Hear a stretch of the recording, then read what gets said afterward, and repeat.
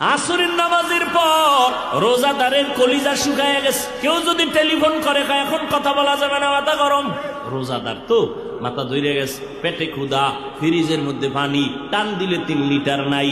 একজনে কয় ভাই দরজাটা জানালা আটকাইয়া পানি পান কর। কারো দ্বারা আমি জীবনেও কব না কসম। কয় গলায় ছুরি লাগাইলেও পানি পান করব না। কেন? আমি আল্লাহকে ভয় করি।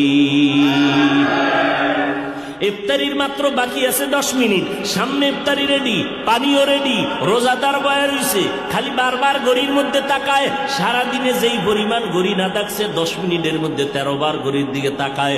মুয়াজ্জিন মরলো, এখনো কেন আজান দেয় না? মাইকে কেন আওয়াজ দেয় না?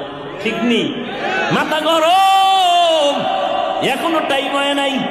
কততে তাড়াতাড়ি ক্যালেন্ডার দেখ। আল্লাহ কয় ফেরেশতা তাকায় দেখ, মাত্র 10 মিনিট বাকি।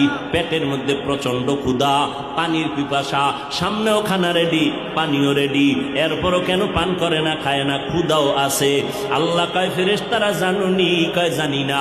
আল্লাহ বলে ও ফেরেশতা তাকায় দেখ, সবাই আমি আল্লাহকে ভয় করে, এবং তোরা সাক্ষী থাক আমি আল্লাহ এদের জীবনের সব গুনাহগুলো মাফ করে দিলাম। আতিনা ফি দারে দুনিয়া না হাসান, আতিনা ফি দারে উকবা না হাসান, ইয়া গিয়াসাল মুস্তাগীসিন ইহদিনা লফতিখারা বিল উলুমে ওয়াল গিনা। হর গরিদে নেকো তু তৈয়ার হ্যায়, जो न मांगे उससे तू बेजार है।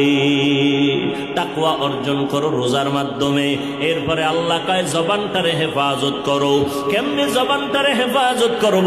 আল্লাহর ভয় অন্তরে ঢুকাইয়া কথা বলার আগে আল্লাহকে ভয় করো। কথা বললে আমার আল্লাহ খুশি হবে না বেজার হবে, এই চিন্তা করিয়া যখন চলবা তখন কিছুটা কন্ট্রোল হবে। আর একটা কাজ হলো জিহ্বার দ্বারা কিছু কিছু মৌলিক গুনার কথা বন্ধ করো, কিছু মৌলিক নেক আমল চালু করো। তাহলে একটা পাত্রের মধ্যে কিছু থাকলে অন্যটা রাখা যাবে না, খালি পাত্রের মধ্যে অন্য কিছু ঢুকতে পারে। জিহ্বাটারে যদি নেক আমল দ্বারা চালু রাখো, গুনাহ সহসয় হবে না। জিহ্বাটারে নেক আমল দিয়া চালু রাখো, গুনাহ কম হবে। 1 নম্বরে শপথ করো, রমাজান আসতেছে, এখন থেকেই তৈরি হয়ে যাব। এই জিহ্বা দ্বারা যেই পরিমাণ মিথ্যা কথা বলছি, সামনে আর মিথ্যা বলবো না। মিথ্যা বললে কলব মরিয়া যায়, চেহারা